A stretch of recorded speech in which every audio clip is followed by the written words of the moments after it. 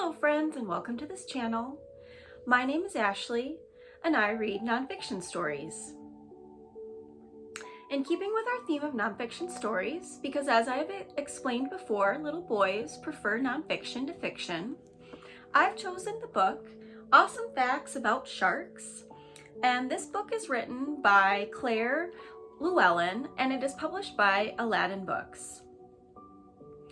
Something that I wanted to point out for parents, because with what's going on in the world right now, perhaps all you can do is read, and if that's the case, that's a great way to pass the time, in my opinion. If you're looking for books for your reader, and readers can be all different levels, there is such a thing called reading levels that some books will list either on the back cover or in the first few pages of the book. However, this one did not have one, so I wanted to go over a quick way that you can level a story for your reader at home by yourself. The basic concept is to randomly select 100 words. I prefer to use the middle of any story that I'm trying to level, and within those 100 words, you will average out the number of syllables and sentences to determine what level that book is.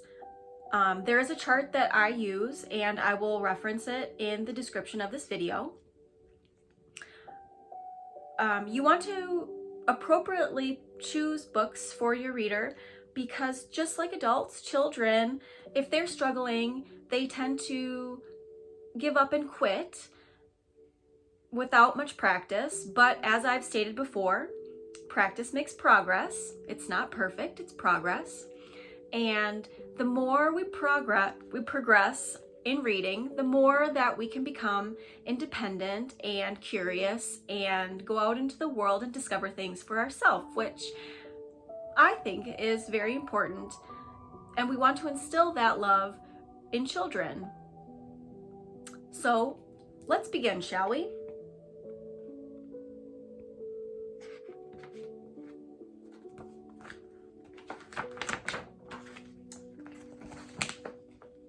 Introduction. Did you know that some sharks are older than dinosaurs? That most sharks are smaller than you? That some grow inside mermaids' purses? Discover for yourself amazing facts about sharks, how big the whale shark is, and how tiny the dwarf shark is. Find out what they eat, how they have babies, who their enemies are, and more. And this book is kind of fun, in my opinion, because they will give little icons. Like this icon explains, watch for this symbol. That means there is a fun project for you to try. And being interactive with your child really instills a love of reading. This icon is explaining that it is true or it is false. Watch for this symbol and try to answer the question before reading on for the answer. Sometimes it's fun to ask your child a question when reading. It's an interactive way to engage with your reader, so that they're being curious and asking why questions. And explain to them, even if you're wrong, that doesn't matter. And if you're right, that's really awesome for you. This exclamation point symbol explains, don't forget to check the borders for extra amazing facts. And maybe you have all figured out that I love fun facts. Okay, sharks of the past. Sharks are older than the dinosaurs. Their ancestors lived about 200 million years before the dinosaurs. Some early sharks were giants and had spines on their heads. Cladosalaki lived about 300 million years ago and measured over 6 feet from teeth to tail. The shark's mouth was at the tip of its snout, not tucked underneath as most sharks today. And here's a picture, a close-up of that old ancestor shark. This fossil of a shark, called Stephocanthus, shows that it had horny spines. Fossils of sharks are rare because their skeletons are made of cartilage, which rots away before it can fossilize. And here's a fun fact up here. Megalodon was as long as 2 buses parked end to end. And here is a little graph showing 2 buses and how big that shark was. That's amazing. Another fun fact, Port Jackson sharks still have spines just like their ancestors did. Biggest and smallest. The whale shark measures up to 42 feet and is the largest fish in the sea. This gentle giant feeds peacefully, filtering tiny plants and animals from the water. Here's something to do together with your child or reader. To see how big a whale shark really is, try making one in the park or on the beach. Using a yardstick as a guide, measure out its length and then fill in the outline with pebbles or twigs. Here's a picture of the basking shark. The basking shark is the world's 2nd largest fish. It swims with its mouth open to catch microscopic sea creatures. So, as I've explained before in the introduction of this video, not all sharks are bloodthirsty, creature-eating animals. Some do, like the whale shark and the basking shark, eat plankton, and some whales eat plankton, as you may know. The dwarf shark is just 6 inches long, not much bigger than a goldfish. In fact, half of all known sharks measure less than 3 feet. So here is an artist's rendition of the dwarf shark in the palm of your hand.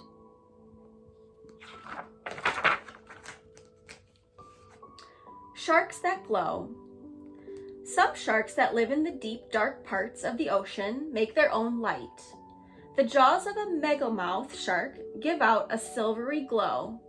This probably attracts tasty shrimps. The goblin shark here lives at the bottom of the sea.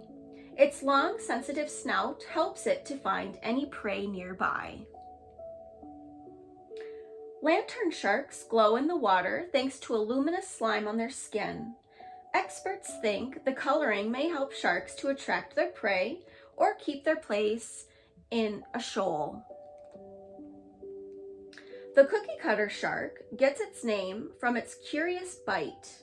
When the shark attacks another animal, it leaves a wound that is perfectly round, just like a cookie. And here's a fun fact. Cookie cutters glow green for 3 hours after they're caught. Interesting.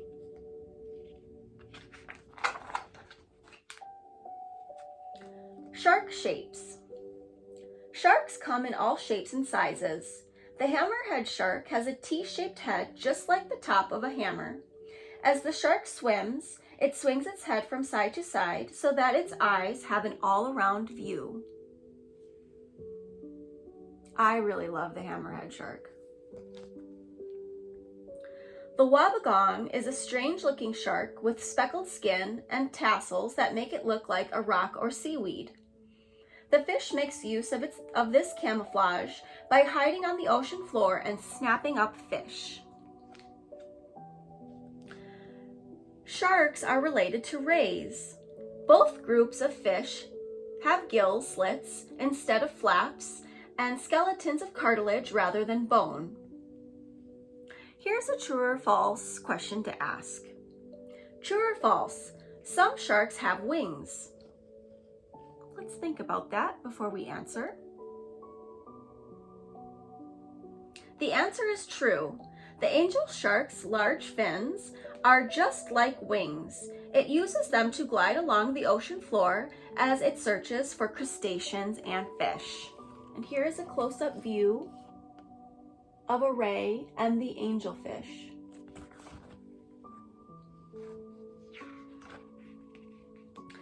Angel sharks are called monkfish as they seem to be wearing a hood.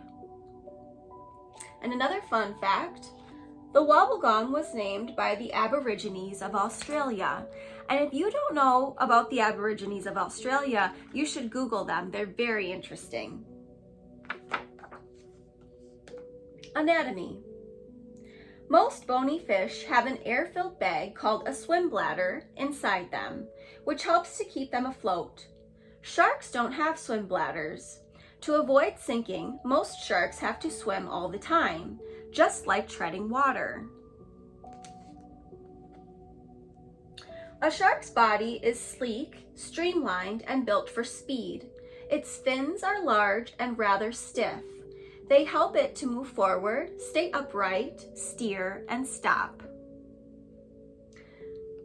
And here's a diagram of the anatomy of a shark, with its dorsal fin on the top, the tail fin in the back, a pelvic fin underneath its belly, and the pectoral fins, like we have arms on each side of its body. And here's a close-up.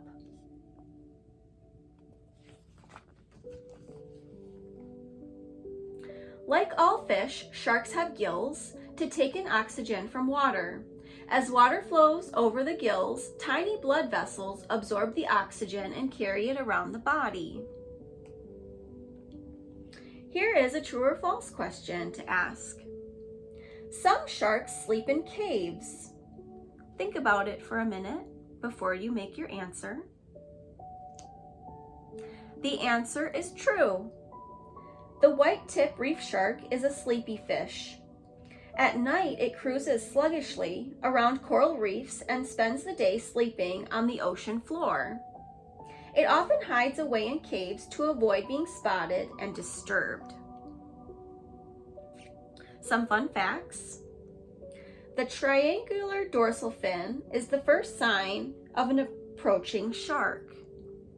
And if you ever watched the movie Jaws, you know that triangular dorsal fin they're talking about.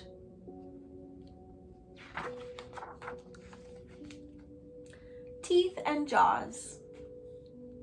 Sharks often lose their teeth as they attack their prey, so new teeth constantly grow inside their mouths. Slowly, the new teeth form and move outward to replace the older ones. A tiger shark can open its jaws so wide that its bite is enormous.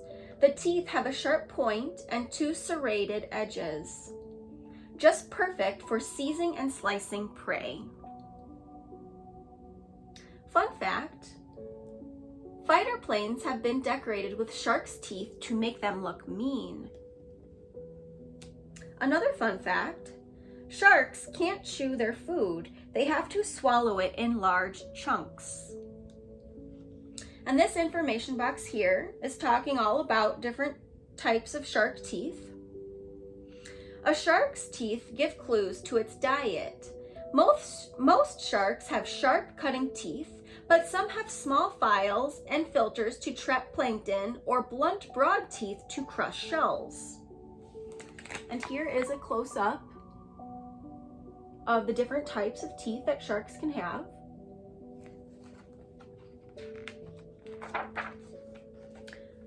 Feeding frenzy. When sharks feed, others may join in. As they snap at the food, they get excited by the blood and movement in the water. They can bite or kill each other during this feeding frenzy. Sharks eat all kinds of foods: seabirds, seals, turtles, crustaceans, and plankton. They rarely eat people. They don't like the taste of human flesh. A shark's jaw line a long way under its pointed snout. As the fish lunges to bite, it lifts its nose out of the way and swings its jaws forward. Then it rolls up its eyes inside its head to protect them during the attacks. True or false? Some sharks attack with their tail. Think about it for a minute before you make your answer. The answer is true. The thresher shark has a long tail that it lashes in the water like a whip. Scientists think that this either stuns its prey or herds fish into a tightly knit group that the thresher shark then attacks. And here's an artist's drawing of a thresher shark using its tail to corral a group of fish so that it can eat it. Some whales do this, and dolphins. Senses. Sharks have a keen sense of smell. They can smell blood over half a mile away. As water streams past their nostrils, they pick up messages in the sea around them. If sharks smell the blood of a wounded animal, they can race towards it. Sharks have a lateral line on each side of their body that picks up vibrations in the sea. It helps sharks to feel the things that are moving around them, such as a seal or a fish. A shark's body is covered not with scales, but with tooth-like bumps called denticles. These are very coarse and feel rough if they're stroked the wrong way. And here is a close-up picture of what denticles on a shark would look like. And I have read before that sometimes these can feel kind of like sandpaper. So if you've ever felt sandpaper, that would be what it would feel like when you're touching a shark.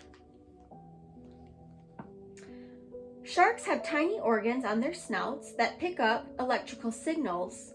Since every creature in the sea produces some kind of electricity, these organs help sharks to hunt them down.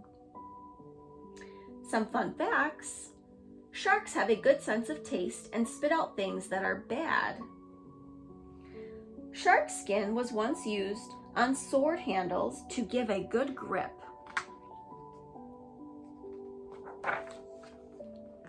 Companions and parasites. Sharks have companions in the sea. Remoras are small fish with a sucker pad on their heads. They use it to cling on to sharks. As they ride, they help by eating parasites on the shark's skin. And here is an artist's rendition of a remora and its sucker mouth that it has.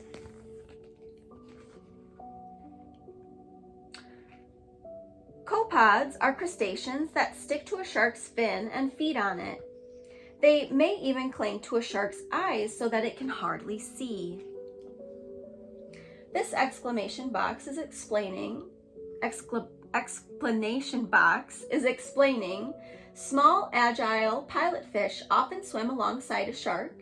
They probably feel safe near their large companion and can also feed on scraps of its food. This fact is saying long tapeworms live inside a shark's stomach and steal its food. A tapeworm is a type of parasite. Bearing young. Some sharks hatch from eggs, some develop inside their mother, and some grow in leathery cases called mermaids' purses. The mother lays her eggs in the purse. The eggs grow into baby sharks and hatch 10 months later. While some kinds of sharks hatch out of eggs, most develop inside their mother's body. They feed either on egg yolk or on food in their mother's blood and are later born live like mammals. Many sharks try to protect their eggs. The horned shark wedges her spiral-shaped egg case into a crack in a rock. Other egg cases have long tendrils that cling onto plants. And here is a picture of a horned shark egg sac or egg case. It kind of looks like a horn, doesn't it? Here's an activity you can try when the weather becomes nicer and you go to the beach. Next time you're on the beach, try to find a mermaid's purse. The dogfish is a common shark, and its dry black egg cases are often washed up on the shore. Of course, you couldn't go to a lake beach. You would have to go to an ocean or seaside beach. This is really interesting fact. A whale shark's egg is the size of a football.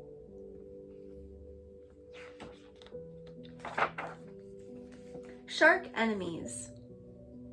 People are sharks' worst enemies.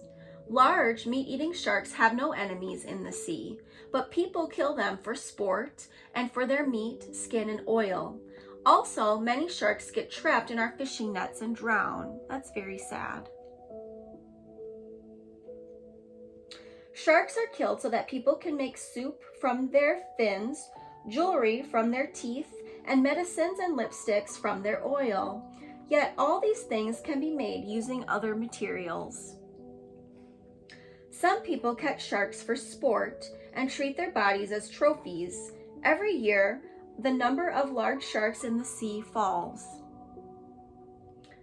A fact, fishermen have been attacked by sharks hauled up in their nets. Sharks seem to attack more men than women. That's interesting. And here is a artist's picture of how and why sharks may mistake humans for seals, seals being their natural prey, but a surfer kind of does look like a seal when a shark might be looking up from the bottom to the top of the ocean.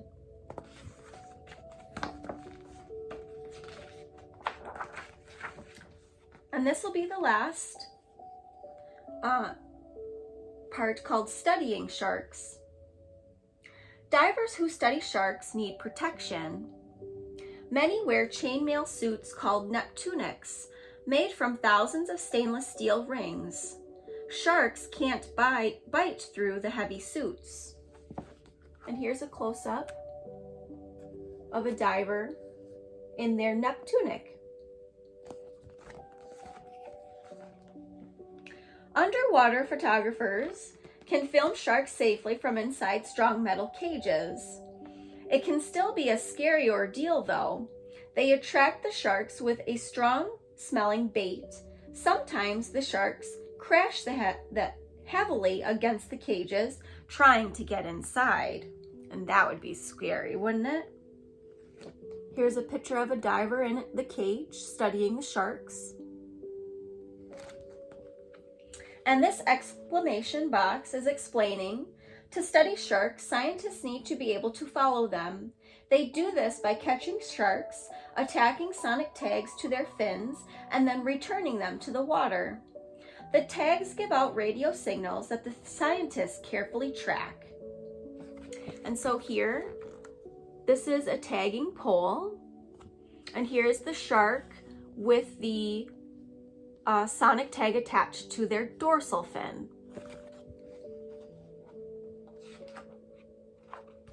And that's the end. I hope you enjoyed learning all about sharks with me, and I'll see you next time. Have a great day. Bye.